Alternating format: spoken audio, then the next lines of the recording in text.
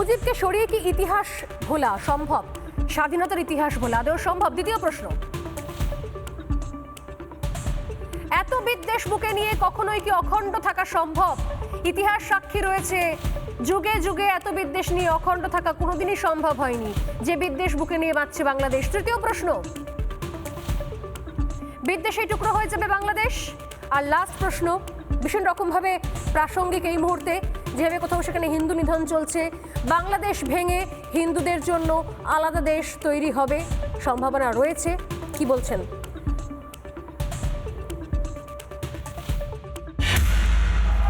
7 কোটি মানুষকে দাবা রাখতে পারবো না। আমরা যখন মরতে শিখেছি তখন কেউ আমাদের দবাতে পারবে না, এবং তোমাদের যা কিছু আছে তাই নিয়ে প্রস্তুত থাকো। মনে রাখবা, রক্ত যখন দিয়েছি রক্ত আরো দেব, এদেশের মানুষকে মুক্ত করে ছাড়বো ইনশাআল্লাহ। এবারে সংগ্রাম আমাদের মুক্তির সংগ্রাম, এবারে সংগ্রাম স্বাধীনতার সংগ্রাম। রক্ত গরম হয়ে যায়। আমি শুরুতেই আসছি কর্নেল কুণাল ভট্টাচার্যের কাছে। এখনো বঙ্গবন্ধু শেখ মুজিবুর রহমানের এই ভাষণ শুনলে রক্ত গরম হয়ে যায়। বাংলাদেশের 95% সংখ্যাগুরু, তাদের রক্ত গরম হয় না? তারা সবাই মিলে সুরে সুর মেলাচ্ছেন, জায়গায় জায়গায় স্কুল কলেজ ইউনিভার্সিটিতে এত ভারত বিদ্বেষ, বাংলা বিদ্বেষ এবং মুজিব বিদ্বেষ।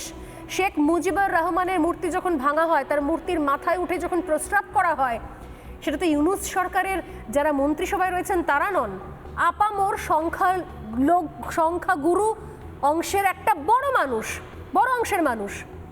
কি করে ইতিহাস ভুলে যাচ্ছেন? নোট থেকে সরাচ্ছেন মুজিবকে। স্বাধীনতার ইতিহাস ভুলতে পারবেন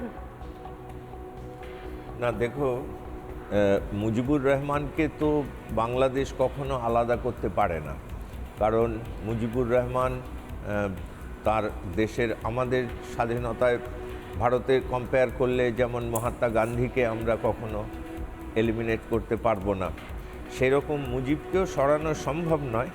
তবে এই যে একটা বিদ্বেষ যেটা আমরা দেখতে পাচ্ছি, মুজিবকে ভাঙা, তার মূর্তি ভাঙা হচ্ছে এবং তাকে অপমান করা হচ্ছে, তার বাড়ি ভাঙচুর করা হচ্ছে, এটা একটা টেম্পোরারি ফেজ, মানে কিছু একটা প্রলোভন বা মিসগাইডেড ইউথ এরকম করছে।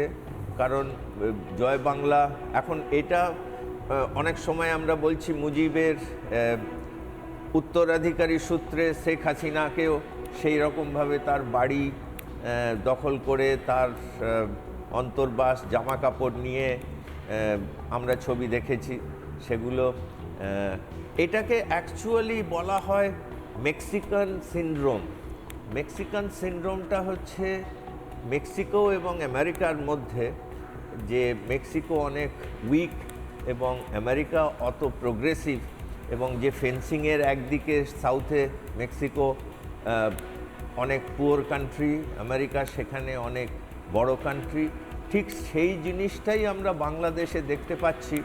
বাংলাদেশ এখন পৃথিবীর অনেকটা গরিবের দিকে, এবং সেখানে কিছুই তো নেই সেখানে। আমি বলছিলাম যে একটু আগে ইতিহাস দেখাচ্ছিলাম, বাংলাদেশের টাকার ইতিহাস। টাকাটা পর্যন্ত 71-এ দেশ স্বাধীন হওয়ার পর, জিষ্ণুদা রয়েছেন বলতে পারবেন, টাকাটা পর্যন্ত 71-এ ভারতে ছাপা হয়েছিল। ভারতে ছাপিয়ে সেই টাকা, যেখানে বঙ্গবন্ধু শেখ মুজিবের ছবি ছিল, সেই টাকা পাঠানো হয়েছিল বাংলাদেশে। কয়েনটা পর্যন্ত এদেশে তৈরি হয়েছিল। 73 সালের পর থেকে যখন দেখা যাচ্ছে জাল নোট হচ্ছে, তখন ভারত বলে যে বাংলাদেশ এবার তাহলে নিজেদের ব্যবস্থা নিজেরা করে নিক। সেই টাকা থেকে মুজিবুর রহমানকে সরিয়ে দেব, জয় বাংলা স্লোগান সরিয়ে দেব, পাঠ্যপুস্তক থেকে স্বাধীনতার ইতিহাস মুছে ফেলবো, পাকিস্তান কি কি করেছে সেটাকে রাখবো। এ কোন বিদ্বেষের পথে চলছে বাংলাদেশ? এই বিদ্বেষ নিয়ে অখণ্ড থাকা সম্ভব? ইনফ্যাক্ট আমাদের এখানে কিছু একাডেমিক কাজও করার দরকার, তা না হলে সাধারণ মানুষ পর্যন্ত বিষয়টা সঠিকভাবে যাবে না। শেখ মুজিবুর রহমানের যে উত্তরণ, মানে মুসলিম লীগ থেকে আওয়ামী লীগ, তারপরে শেষ পর্যন্ত বাংলাদেশ পাওয়া পর্যন্ত, এটা বাংলার জন্য একটা সংগ্রাম। শেখ মুজিবুর রহমান পশ্চিম পাকিস্তানের লোকেরা যেভাবে বাংলাদেশকে, মানে পূর্ব পাকিস্তানকে শোষণ করতে, তার জন্য হিন্দু মুসলমান নির্বিশেষে আন্দোলনে নেমেছিলেন।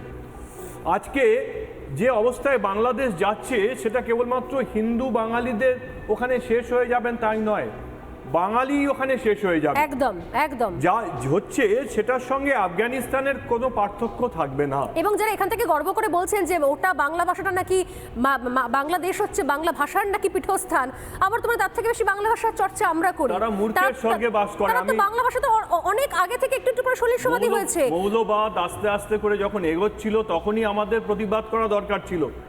ঢাকার যে বিমানবন্দর, সেই বিমানবন্দরের নাম হচ্ছে হজরত শাহজালালের নামে।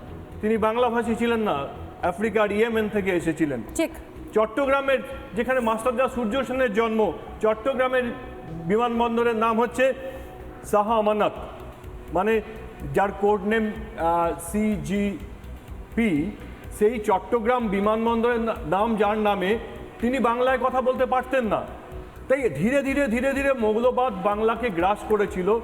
আজকে বোঝা উচিত যে যেদিকে যাচ্ছে তাতে শুধুমাত্র বাংলাভাষী মুসলমানদের দিন শেষ হয়ে, হিন্দুদের দিন শেষ হয়ে যাচ্ছে না, সম্পূর্ণ বাংলা দেশটাই আর বাংলা থাকবে না, একটা মৌলবাদী দেশ যার সঙ্গে আফগানিস্তানের কোনো পার্থক্য থাকবে না। মুজিবুর রহমানের 11 বছর কারান্তরায় ছিলেন। মুজিবুর রহমানের জীবনটা পড়া উচিত। মুজিবুর রহমানের একেবারে স্বাধীনতা পর্যন্ত মুজিবুর রহমানের কি করেছিলেন, বাংলাদেশের সাধারণ মানুষের যে সংগ্রাম, সেই সংগ্রামের কথা এরা ভুলে গেছেন। ইনফ্যাক্ট সত্যি কথা বলতে কি, যাদের নুইসেন্স ভ্যালু বেশি তাদেরকেই তো আমরা দেখতে পাচ্ছি যারা নোংরামি করছেন। বাংলাদেশের সাধারণ মানুষের কণ্ঠ, যারা সত্যিকারের বাংলাদেশের মুক্তিযুদ্ধ সেই আন্দোলনকে দেখেছেন, সেই কণ্ঠটা তো আজকে কেউ দেখতে পাচ্ছেন না। বাংলাদেশের সাধারণ মানুষ জানেন যে ভারতই কেবলমাত্র বন্ধুর মতো, আত্মীয়ের মতো আচরণ করেছে। পাকিস্তান তাদেরকে শকুনের মতো খুবলে খুবলে খেয়েছে, ছিঁড়ে খেয়েছে, এটা তারা জানেন। আর চীন তাদেরকে কেবলমাত্র ব্যবহার করবে, শুধুমাত্র মানে পণ্য হিসেবে, একটা মার্কেট হিসেবে ব্যবহার করবে, একদম তাই। আর অন্য কোনো কারণ নেই। আমি তো সেটাই বলছিলাম আগের দিনে, আমাদের সঙ্গে রয়েছেন রামানন্দ তীর্থ। আপনি তো সদ্য ঘুরে এসেছেন বাংলাদেশে। আমি কিছুক্ষণ আগে বলছিলেন জিষ্ণুবাবু যে পাকিস্তান কিভাবে রক্ত পিচাসের মতো, শকুনের মতো খুবলে খুবলে খেয়েছে। আমরা জানি যে 4 লক্ষেরও বেশি নারী ধর্ষিতা হন, 2 লক্ষের বেশি নারী গণধর্ষিতা হন, 80,000-এর ওপর মেয়ে তাদেরকে তুলে নিয়ে যাওয়া হয়, তাদেরকে শেষ পর্যন্ত সন্ধান পাওয়া যায় না। নানা ধরনের কন্টেন্ট দেখার জন্য লাইক করুন, শেয়ার করুন আমাদের ফেসবুক পেজ, সাবস্ক্রাইব করুন আমাদের ইউটিউব চ্যানেল। পাশাপাশি অন্যান্য ব্রেকিং নিউজের জন্য অবশ্যই চোখ রাখুন রিপাবলিক বাংলায়।